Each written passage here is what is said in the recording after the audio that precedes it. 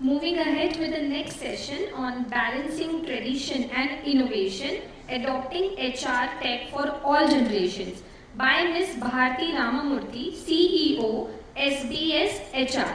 Please put your hands together for Ms. Bharati. Bharati Ramamurthy as the CEO of SBS HR. Bharati has spent over 15 years of experience helping businesses simplifying and improve their HR systems. She has a wealth of experience implementing tools like success factors, Workday, Keka, Zoho, etc., making it easier for the organizations to manage their teams effectively. Under her leadership, SBS HR has built a reputation as a go-to partner for companies looking to make their HR processes smoother, efficient, and future-ready. Over to you. Good morning. Hope I'm audible. Yeah. So I'll keep it a little bit. I think the previous speaker had done a wonderful job. So I'll try to keep up with the momentum and also keep it a little interacting. Today, what I thought, we could discuss how AI is, of course, there in the market, and we've started embracing the fact that AI is going to be a part of our HR industry and technology, our day-to-day lives as well. So let's just take a quick look through on how the evolution of technology has happened with HR, and what are we supposed to, what are we looking out for, as HR professionals, or in terms of technology, how the generations and how everybody is looking forward of upgrading their processes, what's happening over there. Okay. So basically, let's look at HR technology adoption, right? So now one thing is one of the topics that when you get into your teams and you discuss and you see, technologies are there in the market. We know that people have technologies. There's multiple technologies. You just walk around, you do a Google search, you will find names of HR technologies that have boomed up over the last couple of decades, and there were pre-existing technologies. So technology is there, but I wanted to get into depth of what is adoption that basically comes into. So what we're looking at in HR technology, basically adoption is, you have an HR technology, you procure one or you're using one, whatever is available, you've developed one XYZ, and there's an HR process that's going to be there. Right? You have to integrate these two, and you have to get your HR functions onboarded with the whole factors. So your technology plus process and the HR function together basically gives you an efficient, effective, excellent employee experience and development and many more. So the adoption factor where we come in, what we all wanted to do, what I was giving at this, how this comes in together and everybody uses the technology at the max of what it is. Now, just to give you a quick idea of who we are, SBS HR, we are into HR consultancy. We work with companies to basically effectively utilize your HR technologies, boost your HR technology usage. We are a service provider. We basically look at your best suited technologies, help you to use maximum features that are available, what is available in the technology. Yeah, so I wanted to take a quick walkthrough of what are the technology booms that have happened. Okay? So we know different generations. I will go with the terminologies that have been already put up in the market. So the baby boomers that we have, they're the best people to start with. Just imagine when they started working, they had the mainframe HR systems. They kind of look like those big systems, the mainframes and things set up. And then you had your PC. As they started working, they started seeing the PC and client servers. I remember seeing this, and we were trying to play video games, you have to tap it and all of that. Of course, when I was a child. But yeah, this is something that they started working in, banks set it up, everybody set this up. And then they also saw the cloud HR softwares. So the baby boomers literally have seen 3 generations of technologies that have boomed in, right? Now, if you go to the next, that's the Gen X, right?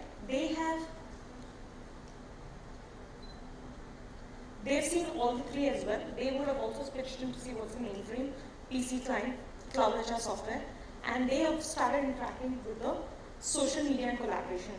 Now, even though we have the technology, social media literally gave a boom around 2010, and then all of us have to pick up and understand what's social media, how do you collaborate, then we started getting up all social media related policies and all those activities. Then comes the millennials, right?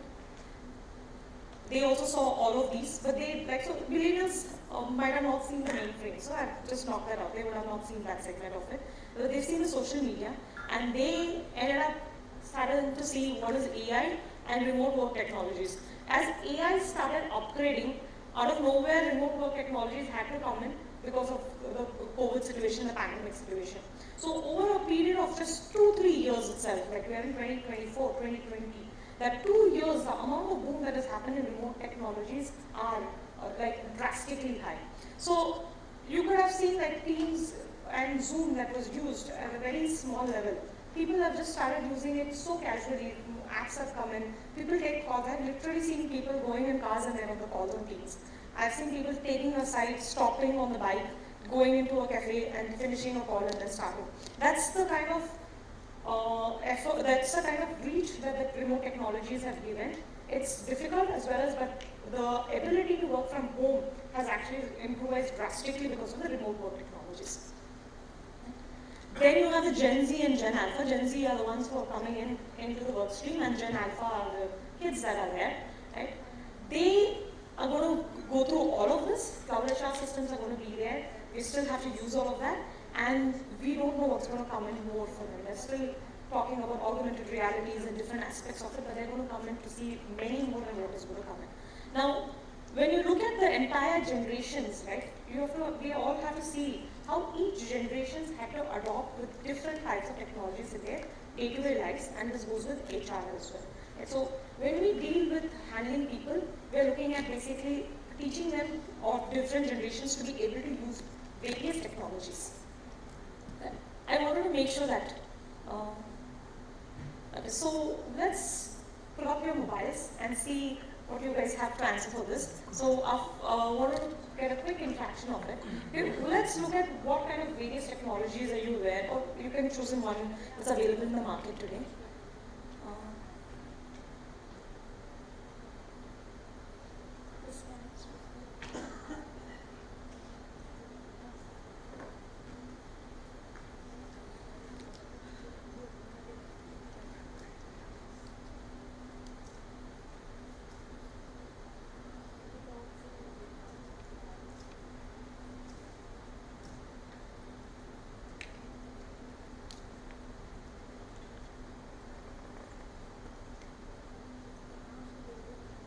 Yeah, if you could scan or if you can get into slider.com, you'll be able to log into the number 3891704.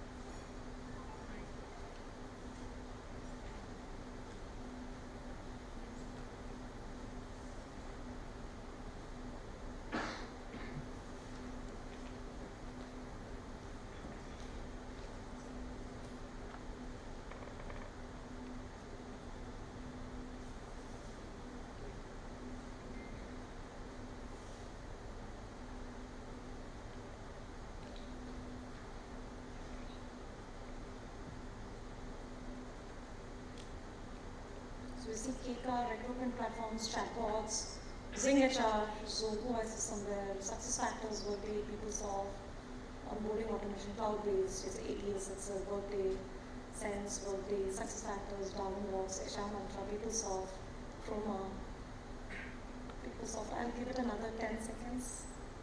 SF, ADP, success factors, Great HR, Workday, success factors, sentimental analytics, ICIMS, Great HR. Just look at how many of you people itself are factoring different tools, right? I mean, yeah, Workday, success factors, KK are kind of popping up more, but the people over here, you guys itself are able to call out so many tools.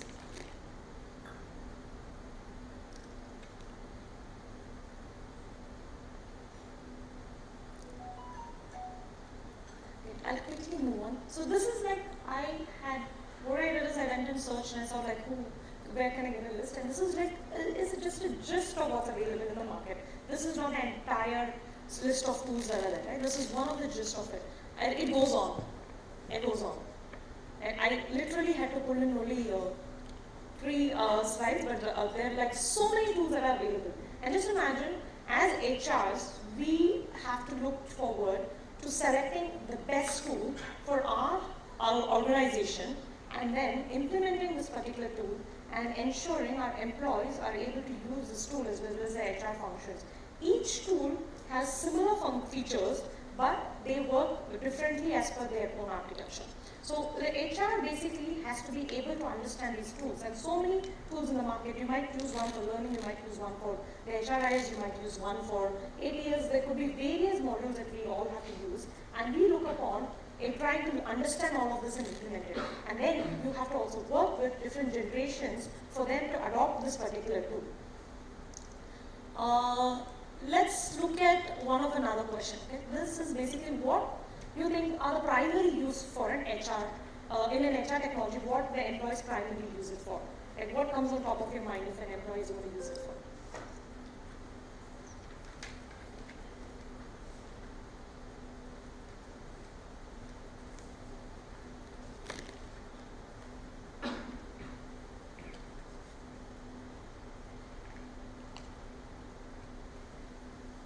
Employee life cycle.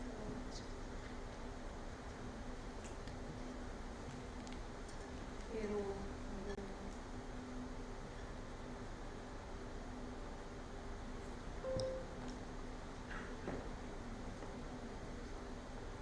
Attendance, leave, payroll, company policies, day-to-day tasks, better experience, onboarding, payroll, engagement, onboarding smooth, leave management, generating letters, PMS, hiring, travel, performance management, career development, CMB, FNF, compliances, all types of feedback, LNF, easy accessibility of HR-related policies, employee engagement, payroll, leave, resignations, recruitment. So it's basically like when you're looking at it, it's a payroll operations. But let's look at the other way around. I didn't put that question up. Like, usually what would an employee go and log into the HR system? Anybody want to take a look? If an employee is going to log in, what's going to be his or her main task? Policies, time, leave management. Primarily, it is like, the day-to-day, all they want to get their pay slips or payroll. What has happened? Why did my leaves get deducted? Why did my leaves get deducted? Or why did I get a deduction? What's happening in my payroll? That's it. So their basic activities that basically incline towards a payroll is where they will look at. Right? And in this generation of the people that are there, like the different generations that are there, each of them need a different kind of support on how they would log it. Now, I'll quickly go into basically what are the considerations that you have to have when you go into an adoption, right? Now, first thing is when you procure. The critical factor is basically like what's the goal of your HR function, what are you trying to achieve and what are you looking at? And you look at your headcount and diversity in your organization. Now, there are so many tools like AI can just come in and really do a great amount of automations, but is the generation in a company able to handle that segment? What are the different kinds of people? So if you have a lot of Gen Z and Gen millennials that are there, you know that they can pick it up very fast because they've started using it from the day they started using the products itself. Right? But then you need to give a little more support for other teams. It's not difficult. You can see the other generations literally have seen a huge variation in the tools. It's not difficult for them to understand, but the kind of support that they need is going to be a little different. So how do you basically procure the tools is important. Is it user-friendly for all the different diversities? Then policies and technology mapping. This is the most important factor. So you have your own policies, processes there. Have you mapped them with the technology and features of them? See, the features of technology are really good, right? They have various features. But is it even required for you as an organization? Or is it the other way around? Like, you have various policies. Is it even available in your technology that you're trying to procure? This mapping is very crucial when you're looking at the procurement. Then the product functionality and features, the UX of it, how it is working, analytics, because primarily you try to want to know, understand what's happening in the organization, not walking up just looking at data also, giving you a data standpoint of what's happening. Then you talk about the cost and security. Security naturally, now the data security is the biggest concern that is there. Right? Then procurement is one part of it, right? Then you have to go into implementation of it. When you're looking at implementing, there's a lot of work that the HR team actually puts into picture. You have to align the HR processes, redesign your HR processes. Whatever you were doing previously has to change completely with with the new technology that you're adopting. Document everything. Some people like to read documents. Some people do not like to read documents. You go give you have to give them in black and white saying, this is document, look at it, let's look, and you can read, you get the data. Some people like to do it. Some people just would like to play around with the technology and go. That again goes with generation to generation and how they are different. Communication through various methods. So you can send one email communication to Gen Z and then they'll be like, we saw the email, we're good with it. But sometimes the other groups are really overworked, they're working in other streams. You need to make them hear that there is something coming up. There's new changes that are happening, new features that we have launched, new processes that we have set up. So try to hit a lot of communications. Quick accessibility, because it's so important, like, you pick up your mobile, you want everything on your mobile immediately. If you're not able to call a person, sometimes you might disconnect it and say, I'll call them later, and you might forget it for 2 days. Quick accessibility is the most important over there. Concerns, address it faster. Support your employees. Wherever you need to sit and be with them and help them, handle them, help them. Wherever it is not required, you just need to give a one-liner explanation. It is good. We can help. That makes it faster. But different generations treat them differently, support them properly, give them the ability. They will immediately adopt the technologies way faster than what we look at. And then the feedback mechanism. Hear them out. They have a trouble, they are having a trouble. We cannot say you cannot have a trouble. Hear them out. Let's understand what's the feedback. Understand what is there going through and what can we upgrade in our processes. So this implementation is to be always heard out and a lot of work has to happen over there. Then goes with adoption. Now I have implemented the tool, it's there for 2-3 months, let's say, and then you have to again re-look at what is happening. So it's incorporated, you get the feedback, incorporate it. Monitor the user experience. We basically suddenly roll out, it's not just a HR function, it happens everywhere, right? So we roll out a particular segment, we new call method, new product, we want to do something different, and we want to see how successful it is. So there's a lot of monitoring you have to see on the user experience. Are they actually using it? Who's using it at what stage? Which departments are not using it? Which generation is not using it? Which type of city is not using it? There are a lot of diversities that you have to see on it, so you understand where the problem is. Handhold and train the employees wherever it's required. Give an extra training for these people, for all the people who are not using it. Again, we do trainings wherever it is on special events. Like say in India, income tax comes into picture. We do a training for them. It's okay to give them a training, give recordings, give materials. During those special performance, goal setting happens. You start, everybody set the goals. Give another set of training. Allow people to understand, re-understand the product. It's okay to do it repeatedly, but give them the ability to come and learn. So that's something important from all of our side. Leverage data and driven analytics. See what the data is telling. Figure out what is happening over there and use that for your feedback and cooperation. And the most important thing is to recognize and reward the contributions. You get feedback, give them a reward for it. If you see a usage very high for a particular team or a particular segment, recognize them. Tell them this is great, they are doing it. So they feel promoted, they feel very good. I'm like, oh, I've been recognized by the HR team. So try to do a lot more of that and then you will see an increase in that option. Now, let's look at the different characteristics, coming back to the age generation. Right? Now, this is important for us to understand when we get into depth of how we deal with people around. Now, technology adoption, Gen X, basically they were pragmatic adopters. The millennials are early adopters of digital and Gen Zs are natives, they know digital. Work-life balance, very important. This is, you can ask a question like why work-life balance in technology? Technology drives a lot of work-life balance, vice versa as well. So it gives a lot of flexibility for remote working for Gen X, but millennials they integrate everything, right? Look at work and life has to be together, it has to go hand in hand. Gen Z are so comfortable online. I think they were one group that went into their college or schooling also started online. They had to learn everything online. But millennials, we're taking up online learning, and then even the Gen X were taking it up. But Gen Zs had to do it because of the situation that they're in. Tech hype, right? Now, Gen X are not really great, skeptical. They're skeptical of flashy trends and all. They're like, go with certain things that work properly, make sure things work. They have a standard, they have a process, they like to go in certain things. Millennials, they adopt trends with caution. Like, will this work, will not work? They look at everything and then they adopt. Gen Z, practical. This is good. I can do it in 2 minutes, let's just do it. Right? So they go into that practical. So you have to work with how you can get them to adopt on this. Collaboration. In-person meeting is really required for Gen X and millennials. Millennials also get for digital, they also get into digital, but they also prefer in-person meetings as well. Gen Z are very comfortable. You come on a call, just explain it to me on the call, I'm good with it, I will do it, no problem. They're like pure techno people.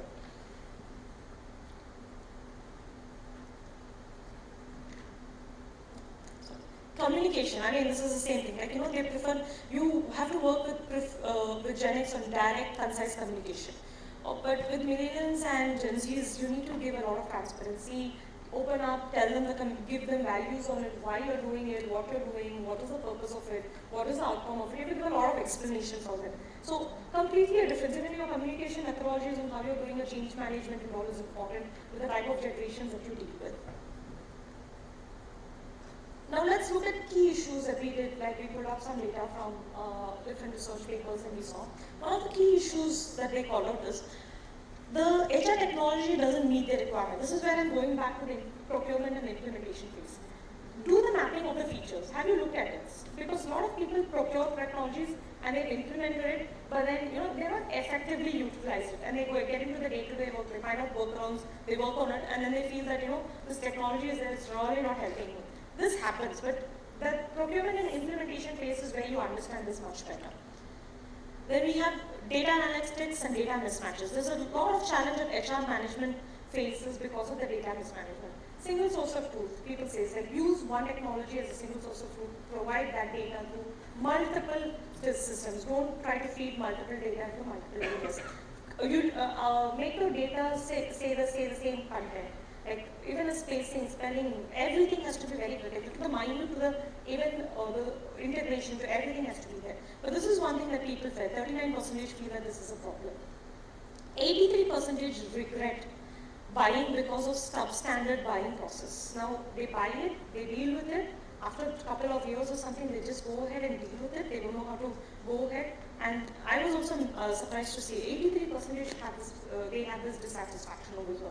So it's kind of very important for us to see what we're procuring, what we're doing, because it's a big investment that's going to come in for us.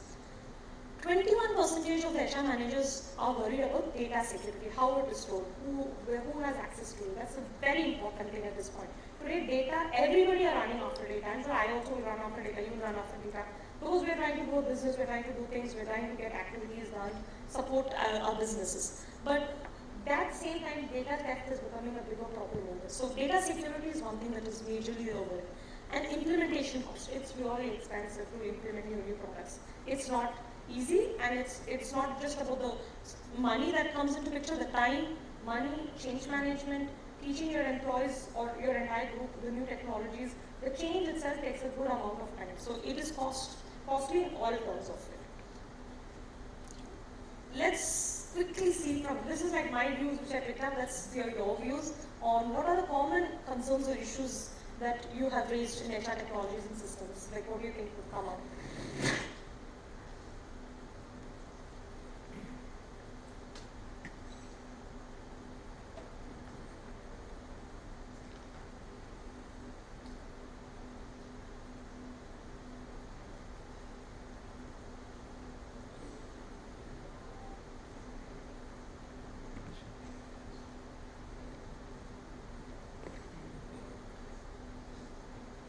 Analytics, data validation, integration issues, like I said, proper data management mapping, data mapping and data dashboards, lengthy onboarding process and dashboards and reports, data management, no support for customizations, yes, data breach, difficulty in setting it up, system not user-friendly, very brutish dashboards, customizations, data breach,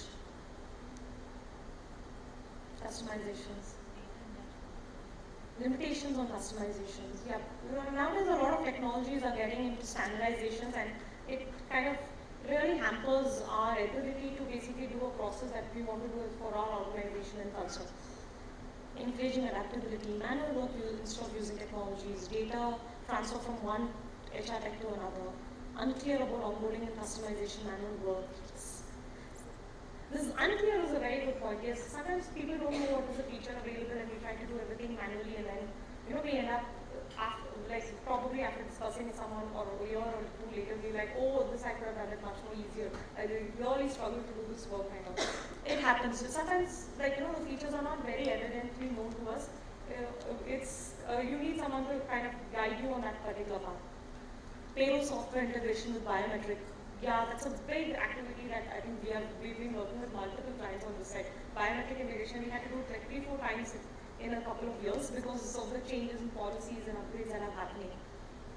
Bugs in software. Softwares do have bugs, but even Instagram and Facebook also shut down some fair enough. But if it impacts your main process, especially during the key critical tasks, then it becomes difficult. Yeah. Yes, some of them, like you guys are you're able to pull out the points very crisply. User friendly, yes, there's a lot of UX that's not available sometimes, it's difficult.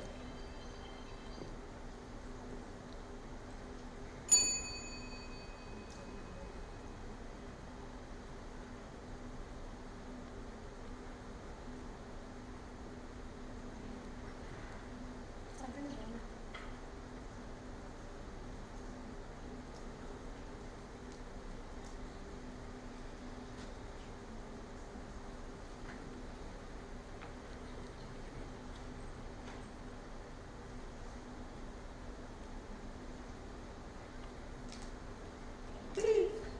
Quickly run through this, we'll finish this. I think my last 2 slides. Yeah, so what can organizations do? Like I said, do a gap analysis, understand feature mapping, figure out what your process and technology is. Yeah, deep understanding of an organization's culture, process is very important, right? And try to commit to 3 minor improvements every month to start with, and then you can of course reduce it, but try to commit to that segment. And this is what we kind of do also. We commit to 1 major upgrade every 6 months and 3 small improvements until we get a BAU segment. So the employees feel that there's a lot of change that's happened when they look over a particular year. How to improvise? This is not like data from myself alone. I pulled this data from research papers. The effectiveness is important. If you want to drive effectiveness, do incentives for usage. Mobile accesses, give your employees mobile accesses. Training is very important. Gamification, where you reward and recognize people for the usage. Leadership communications are important. And penalties for non-usage. Basically, you link your processes into methods where even if they don't complete a particular task, it automatically creates a penalization into one of their processes. So make them get used to the fact that this is how the process is. So that's all I had. Any questions?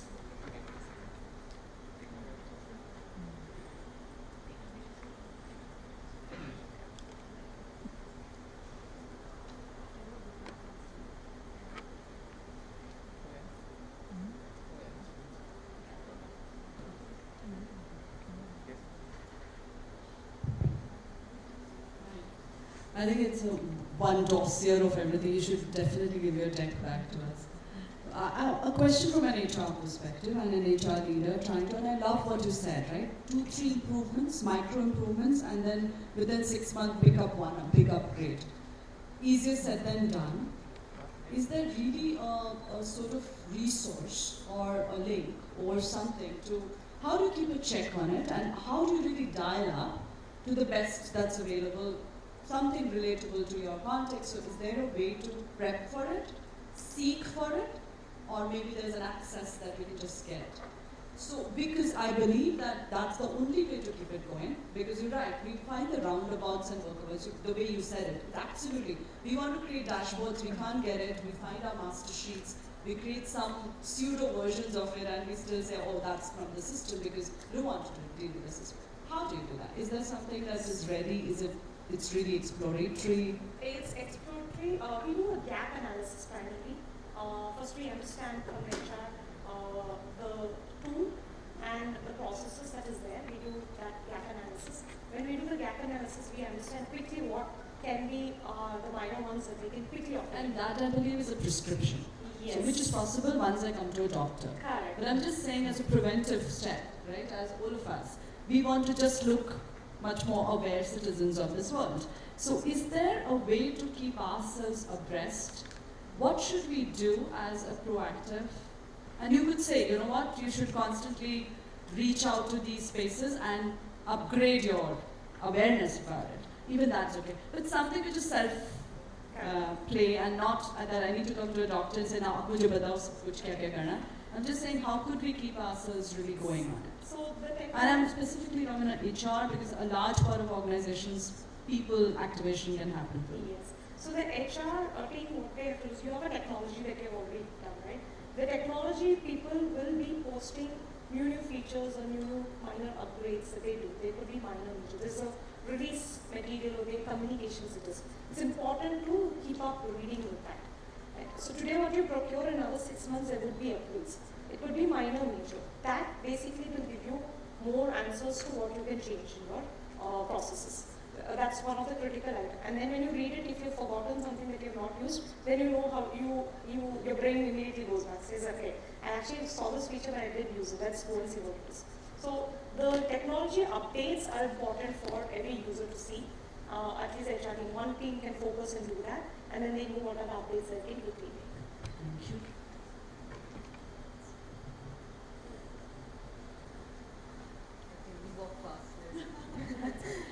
Okay, I'm from Allstate. We've spent 100 million end-to-end in public employee life cycle, and of course I'm going to call out some names here very openly. With Accenture, they are an implementation partner.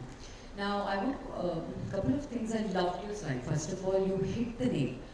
I'm not joking. 55,000 people adopting to a new technology from end to end has been a nightmare.